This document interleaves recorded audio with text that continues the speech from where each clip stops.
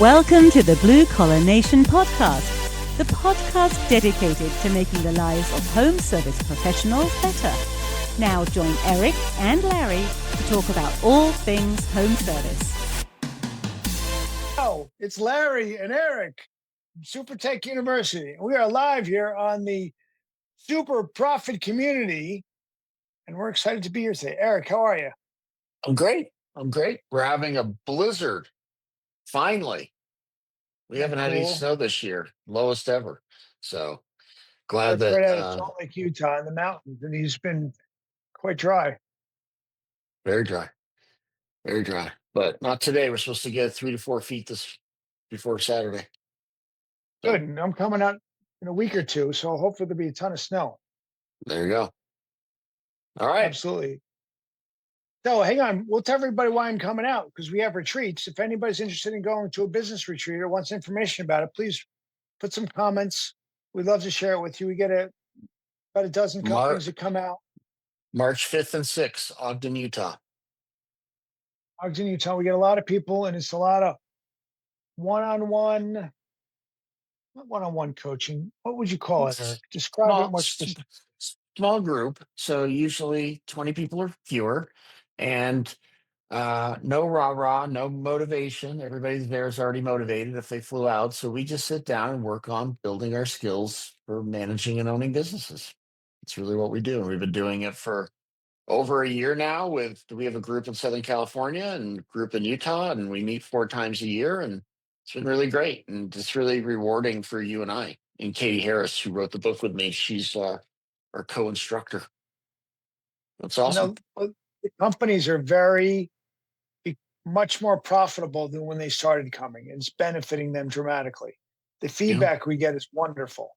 I was just talking to Logan. He's out outside of in Orange County, California, and he's just killing it. And I was so happy. And he came to us, and he wasn't.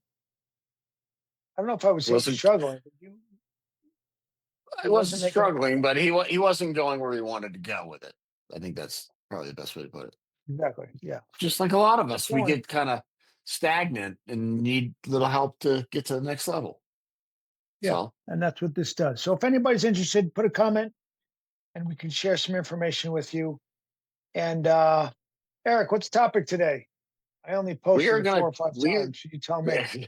Well, you call it something. I mean, job conduct, but I prefer the theater of business in a lot of ways. And we're only going to do half, Larry, because it's a big topic, right? And it's something that people don't spend probably enough time working on, especially with younger employees who might not have some of the life skill or training of how to give back that amazing 5-star service experience. I want to talk about some of that because, like, even if you're an owner or manager, which a lot of the people on are, like, we might forget that we had to learn all this stuff too, but it was just a long time ago, or our parents taught us or whatever. Let me just jump in real quick because when we say we're wowing clients, it's very cliche. Everybody wows their clients, wow their clients. But I like how you phrase it as the theater of business because that changes your mindset. It makes you stop and think, we're on stage the whole time from the second we answer that call to the second that we walk to the door, do the walkthrough, finish the job, a follow-up call. It's all theater 100% of the time. So I like how you presented this, and it resonates with many of the people that we know. Yep.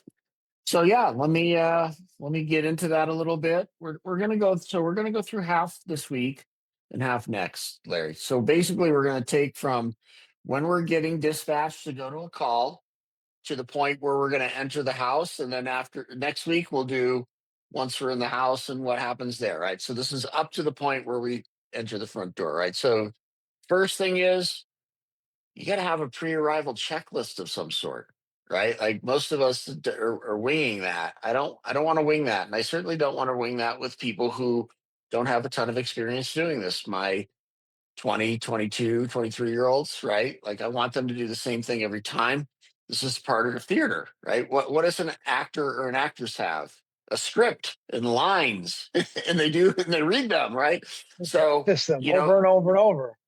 Yeah, I mean, All it is a system, right? So like our pre-arrival checklist was the first thing for us was the pre-call, right? We are going to call and say that we're on our way and give a estimated arrival time. Technicians don't always love doing that, but we really preach that because that's a time to make the client more comfortable. That's a time to introduce yourself. They're going to feel better about us because now they know, oh, okay, they're 25 minutes away, right? I can be ready for that. And then you and I put a little twist on it. We used to have Starbucks cards in every van, and everybody was instructed to say, hey, Larry, I'm on my way. I'm 25 minutes out. I'm thinking I'm going to stop by Starbucks. Do you want anything? Right? Why? Well, that's the law of reciprocity. If I offer you something first, you're going to feel compelled to offer me something later, right? That might be a 5-star review. That might just be liking my guys, right? That's a great way to get the ball rolling because now all of a sudden they like our people better because we just offered them something small. And the reality is, very few people take it, but 100% of the people are like, wow, that was nice, right? So we're trying to do something good before we ever go, right? So we're going to do a pre-call. We're going to offer them something for law of reciprocity. We are going to be in a clean and branded vehicle, right? We want to look the part, right? Uniform clean, grooming on point. Like we had a checklist. The guys had to check these things, right? Shoe covers in hand, ready to go before we enter a house, right? Clipboard, tablet. And then we wanted to make sure that our guys are doing all of these. The pre-call, we taught them where to park, right? Are we going to pull in the driveway? No, we don't own the driveway. They own the driveway. So we're going to park on the street. If we need to get in the driveway to do the work later, we can ask, but we're going to park out on the street first. Larry, you're muted. That was one of the biggest things that people had issues with because our guys would park in the driveway and block Mr. and Mrs. Jones wanting to go out to work or wanting to come back in, and they'd be irritated. And that's a negative moment of truth. And you want to do anything you can to avoid, because you could do 10, 20 great things, and then you do something like that, and then they don't want you coming back. And it's just not worth it. And At look, all. I mean, it goes even deeper than that. You go to certain houses and they might have $50,000 to $75,000 worth of paving stones laid down. They don't Yep. know if your van leaks oil, right? They do not want your car in your van in their driveway, right? So, so we're basically going to make a pre-call. We're going to be there at the time that we said. Now, I used to teach the guys, like if we had a job and we were actually early, don't show up. Don't go ring the doorbell 10 minutes before your Don't arrival even pull time. up in front 10 minutes, not No, even in front of the I would house. just say, look, just park a few blocks away and pull up at the time you're supposed to be there, right? Because they might be getting ready or they're not ready for you. And all of a sudden, what happens? Now that homeowner's stressed, right? Yeah. You want They need to put the dog away. They need to get their kid, whatever. They're not fully dressed yet. We don't want to show up early. We want to show up on time. And then, there's the theater of what do? We don't cut across their lawn, right? That's a big no. Nobody likes that. We're going to walk down the sidewalk. If we see a newspaper in the driveway, we're instructing our people to pick it up and hand deliver it to the front door. And now we're at the front door. Uniform on, smelling good, looking good, clipboard, iPad, whatever, business card, ideally. And I'm going to ring that doorbell and take a couple steps back and give that person some space, right? Nobody likes to be crowded in Western culture, arm's length, about 3 feet. People don't want to be any closer than that. And so we have to make sure that we're doing that. So we're going to ring the doorbell, right? Every single one of these small things adds up to a big positive moment of truth for the client, right? Those things all feel good. They feel professional, right? So now client comes to the door. They're going to open the door, right? Ideally, we're now training our people to look that client in the eye, have a smile on their face, introduce themselves, right? And look, I mean, Larry, you and I do a lot of Gen Z training. A lot of younger folks have spent the majority of their life staring into a phone. Face-to-face communication needs to be practiced. That's something that we were role playing back at the shop. That was something I was role playing as a 15-year-old kid when I was cleaning swimming pools. In 1983 or whatever, Dick Chrisman had me standing in the warehouse pretending to ring a doorbell and talk to him like I would talk to one of the clients. Right? We want to be practicing these things, right? I'm going to step back and give them space. One of the things that you and I did was we had Matt roll out 3x3 mats with our name on them, with our logo.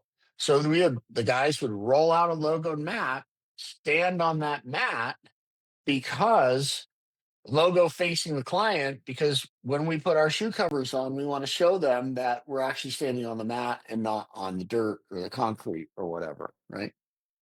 That you got, I didn't even like them. You bought them, you spent a bundle on them, but I think it paid off in the long run because it got the guys to put the booties on. It was like a trigger for them, and it worked So really well. you didn't like the mat, or you didn't like that I spent money on it? They were expensive at the time, and we were just started. And I was like, "Whoa, whoa, whoa, whoa, whoa! No, Kids are no, hungry. They need it some was the shoes." it And we was got the right mats. thing to do. It was the Yeah, right well, thing they to do. lasted forever. I mean, how long did they last? I mean, at least 10 5 or 6 years years? each. No, more, Did we have the more than same that. ones the whole time? Yeah. Uh-huh. Yep. So Then, that investment yeah. was well worth. Yeah. And then once I'm at the door and the person answers, and our team members looking him in the eye, giving a kind and excited, right? You want to show some excitement that you're excited to serve them too. Don't have them, oh, Eric Shamrock, good to see you, right? We want that to be a positive experience. And now comes the moment of truth, right? I'm going to stand there, neutral stance. I'm not going to stand with my arms crossed, looking aggressive or whatever. I'm going to have, hands down at the sides. I don't want to scare the clients away. Do an introduction. And then for us, if it was a male technician and a male homeowner, our guy would stick his hand out to shake his hand to introduce. However, if it was a male technician with a female homeowner, our guys were instructed to do nothing unless the female homeowner stuck her hand out, then they could shake it, right? Because a lot of times female clients didn't want to shake the hand of one of our technicians or touch it if there's a male. And we wanted to be respectful of that, right? So, those first impression clues, it's like we want our guys to be calm. We want them to give direct eye contact. We want them to have a smile. We want them not to rush, right? Get to know that person. Right? First impressions are everything. Everything that they're going to think about us from that first couple seconds onward. We have a chance to make a great impression at the front door, and anything below that, they're wondering if they made the right decision. Right? What does that mean? Well, if they're wondering that means they're not going to trust us while we're working in the house. They're definitely not going to probably buy more services than they originally thought. We're probably not going to get a 5-star review. They're probably not going to refer their friends. The ripple effect of not wowing them prior to getting into the house is big. I think if you can win that first interaction, you probably can win the whole job. You agree with that, Larry? And I agree. And when you explain it that way to the team that's going out to the house, to the individuals, like, oh, I don't want to deal with people, and they're kind of negative and they're not into it. They'd rather just do the fix. Explain to them, if you make a connection with Mrs. Jones and she's happy, your job's going to be easier. She's not going to be standing over your shoulder. She's not going to be asking you silly questions. When you explain it, she's going to trust your judgment. And it's so much easier. We've all been there with what was that guy's name in Claremont that you kept bumping into him? Otto, or what was his name with the wand? You kept bumping into him because he was standing next to you the whole job. Elroy, like the Elroy. Jetsons. Yeah. Do. Yeah, Yeah, well, all Elroy right. was on Eric's. Perfect example, right? Thank you, Larry. I forgot all about that. So when Larry and I were new, and I wasn't super confident because we were new to carpet cleaning. I'd been in home services a long time, but I went in and I didn't make a great first impression because I was green, and the client didn't fully trust me. So he stood over my shoulder for every second of the 3 hours that I worked. Every second. In fact, as I would pull the carpet wad back, my elbow would hit him in the chest almost every time. He was so, but what I realized later on as I became more experienced was I hadn't instilled the confidence in that client to get them to say, I don't need to be here. This person knows what they're doing. Right. And I probably could have done that with a little bit more front door theater, like we're talking about, to instill some confidence. So the other part, Larry, I want to talk about is the visual aspect of this, right? We talked about the wrap truck, right? That's a positive moment of truth, right? Like, you know, if you look out the window and you see the old broken down jalopy with like a magnet or no or nothing at all or whatever, it looks very fly by night. So that's not going to instill confidence. And then how our team looks, whether they're in a nice clean uniform and their shoes are dusted off, and look, we're in home service. It doesn't need to be perfect at every step of the way, but look, most good companies, and you and I deal with a lot of good companies, their people look good. Their people look a notch above everybody else, right? So part of the visual theater is making sure that our team looks the part. And, I think also, like I know this from us, when we got really good uniforms and we consistently talked about why looking good mattered.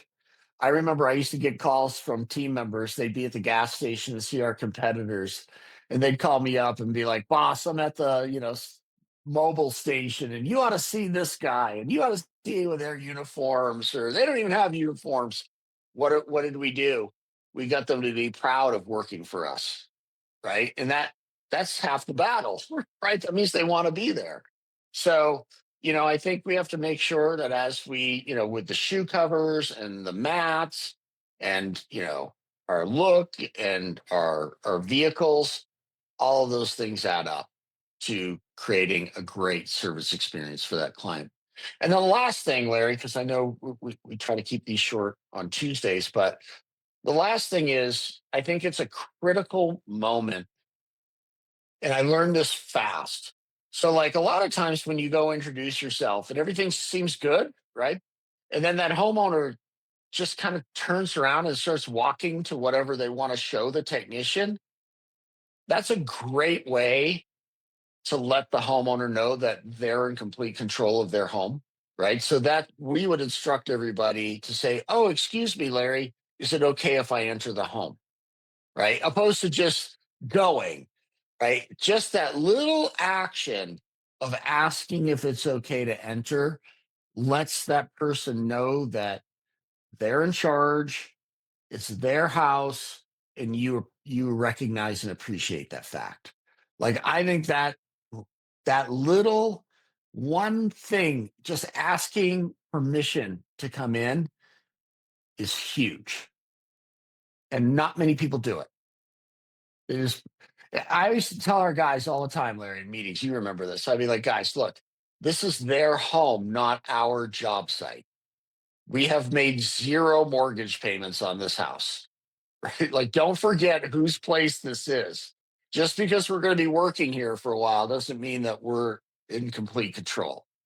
And I think if we can do those things, it shows the homeowner great respect, and it shows how thoughtful we are, because most homeowners or business owners, when they come to have us work, they don't really judge us on how well we do the actual trade, because they don't have a gauge for that. Like they think every plumber can plumb and every HVAC tech is equally good and every carpet cleaner is the same. We all know that's not true, but to them, that's the perception. So what they do is they judge us on the things that they know and understand, and how we talk to them, how we look at them, how we act in their home. Those are the things that separate the great companies from everybody else. So, And that's what all these there, companies that are is with these companies that are super successful.